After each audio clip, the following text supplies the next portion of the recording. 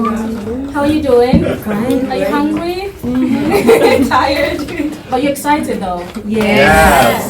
This is a really exciting moment and we hope to repeat this as well in the next years to come. So in this panel we'll be talking about some of the institutional, we'll be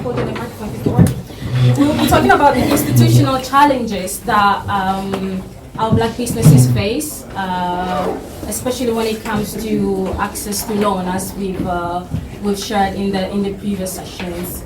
And we have an amazing panel that we will be talking about. We have entrepreneurs that we're talking about what are the success stories and the challenge that they have to face when it comes to their own businesses. And we also have a politician, one in a political party.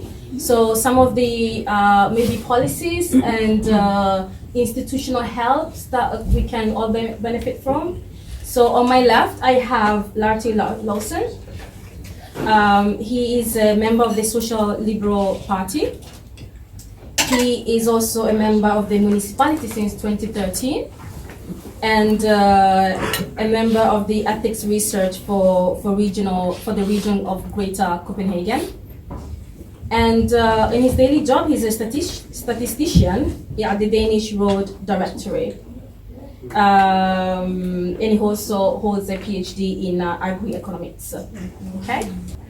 Having a strong social network can obviously be implemented in what you're doing, because as a member of a political party, you are always out in the public meeting new people. And has that come into your aid as a not just as a politician, but also if you were to set up your own business? Maybe I should start by some few corrections about myself. I am a candidate for the Danish Parliament in the next election coming now. I'm standing for the Radical Venstre, which is the Social Liberal Party. Politics is not new to me. I started this job since 2004, where I also went in, like Jakelin said, like a party member, and I have to learn.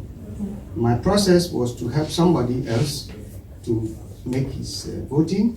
I got some few people elected into parliament. So in doing that, I also figure out how is it to become a politician. So these issues are similar. Yeah. But in politics, you need a lot of help. It's one thing to say, you didn't ask me to become a politician. I chose it myself. But I can't do it when you are not there, because I need your votes to be able to project myself. And this issue of black issues or foreigners issue or ethnic issues, it affects me too. I'm a little bit, I call myself the lucky type, because I also took an education, started from somewhere else. I came here in 81. At that time, I had been working in the bank in Ghana for 5 years. But I went to the farm here to study to become a farmer. That is how violently one can change one's life. But it took me 3 years to become a farmer, because in the Danish system, you have to go through that process before you are allowed to buy a farm in Denmark. So in fact, I can buy a farm. I just don't want to buy a farm because the work here is too difficult. I won't manage it, I will die quickly. So I chose the educational line. So I started to study, but whilst I went to the university working as a research technician, I saw the opportunity, then I took my education as a bachelor, as a candidate, as a PhD. Then it was easy for me to get a job after that. Then I worked as a researcher for 6 years. I went to the Ministry of Agriculture, where I also spent another 10 years, and now I'm ending up at the Ministry of Transport, where I do statistics on road accident. So if you are driving a car and you get an accident on the road, your data will be with me. That is what I do now. So I have diverted from my agricultural sector to the transport sector. But I have a different background. But when it comes to this engagement in the society, when I moved to Copenhagen in 1987, I joined the existing association for immigrants called INSAM. Those of you who have been here a lot will know And that is where I got this engagement in political activities. And primarily, I went there to find out what do we do as ethnic people or foreigners in this country. Then somewhere on the line, I said, no, this way is not the correct way for me. Not because I don't like INSAM, but because you need more. And that's how I focus on my education. And today, I've never experienced unemployment in this country. I said this somewhere in a gathering of this nature, and people thought I was arrogant. But it is true. I've never experienced unemployment in this country because my strategy has been very focused on what I want to achieve. But I know that education is very important for me. I've experienced a lot of unemployment, I have to say. Yeah, but that's some of the issues, you know. And today when I'm in politics, it is not coincident that I'm there because I felt after my education, so what do I spend my time doing now? So I said, oh, why don't you engage into politics? And that's from 2004. I stood for election 3 times. But none of the period of these periods have been voted in directly. I've always been coming number 4 suppleant or number 2 suppleant. Actually, as I'm sitting here, I'm number 2 suppleant to the communal council in Copenhagen. But I'm using that opportunity also to stand for the parliamentary election today. Many of the things that has been discussed also earlier upstairs by the lady from Jordan. Yeah. People, many Africans or foreigners, when I approach them as a politician, first, it's a mixed feeling. Some are happy that you are doing this. Others say, well, can you do that in this white community? That's the feelings again. But many of the solutions to the problems we have, especially on finance, is because the Danish structure is not constructed for you. It's constructed for Danes. The way of making people... Repeat that again, please. Yeah, the structure of the Danish society is not constructed for you or me. It's constructed for the Danes. Likewise in Sweden. So that is also why it's always a fight to change the structure. The structure you only change if you have people representing you in parliament. Because it's the parliament that makes the regulations. So this notion of finances, which we've heard a lot about, yes, you can bring finances into the sector, which makes it for ethnic people, but somebody has to be there and make a noise about it. And you make that noise in the parliament. Then the Copenhagen Commune is, by that rule from the parliament, is obliged to implement it. Then we will have the banks opening up the system for you.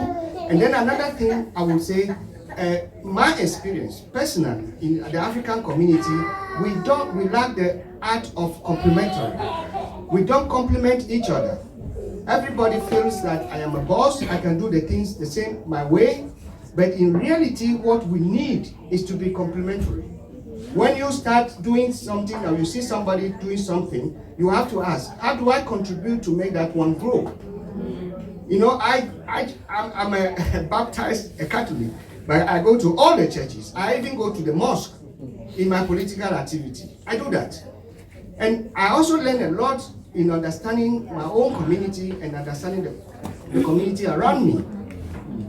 If we choose the competitive ideology, we are not going anywhere because we have so many institutional blocks that will not pave the way for you. What I dream of seeing among the African community or the black community is this attitude of supporting each other. Many Africans talk about Africans don't support Africans. Yes, we say that. In our community, when we converse, we say that. But who should do it before you support each other? Who should do that? And then the issue, the lady today talked about women employment and women position in the society. Then I'm wondering, why don't we have the women joining together to make the same business if they are all in the field? Because if you are together, then you grow big. The issue Jakelin talked about, this sharing the work burden.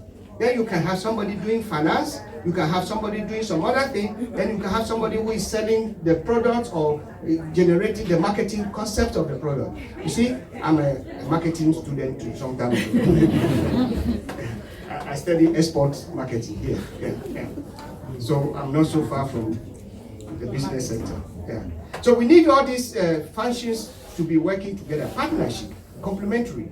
And the love for each other, it's the only way that can carry out. Then we have this notion of the politics. We should not throw our votes away if you have them. Use them and use them wisely so that you can reach there. Today I am campaigning for myself because I want many of you to vote for me to go to parliament. But tomorrow it's your children. We have to create a platform so your children, when they grow up in this system, they grow up equally like the Danes. They can also get up and do politics and enter the parliament at the age of 23, 25. I'm 63 in June. And I'm still doing job. 63 in June, my age. But I don't have to be that age before I enter into Danish politics. So people from your generation will have to be prepared. That is what I want my experience to reflect back to. Because when I'm finished in 4 years, 6 years, I want to spend my time helping some young people to become politicians in this country. Because that is where the law is made. If you think you can do things and cry in the society for money, for this, for that, you are not going to reach there. But you can force it because you have the law requirements that you can use in your hands to project your requirements for the society. Yes. Is that okay? I think we started with Adam. So you wanted to comment on yes.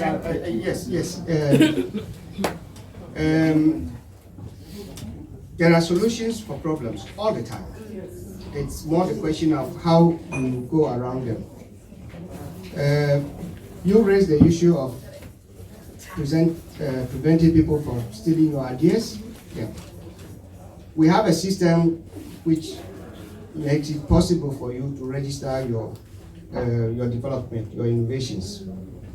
But what we actually lack as a community, and if we want to learn from the Danish society, I personally would like to see this BOPA, where we are today, developing into a kind of falfering. We are. Yeah. We already established. Yes, because we need that, and every person has to be a member of this group.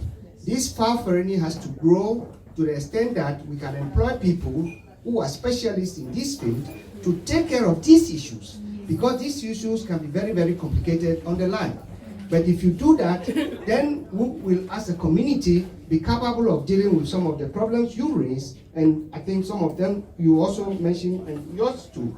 This is the way we can go, because everything you do in this country needs some money. And money, you have to find a way to generate it. Then I want to tell about networking.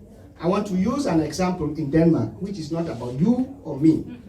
Some elections ago, there was a guy who stood up in Brande, somewhere close to Henny. He came as an independent politician. He didn't belong to any party. Then he was dissatisfied with something in the city. And he stood up and he got a lot of votes. He entered into the commune. But what he didn't know, that in the commune, it's about networking, irrespective of what party you belong to. So the other political parties, they had already arranged between themselves. They shared all the posts, and this man was waiting, thinking that they would call him, before he realized he didn't have anything to do. You see, this is Denmark. These things happen every time.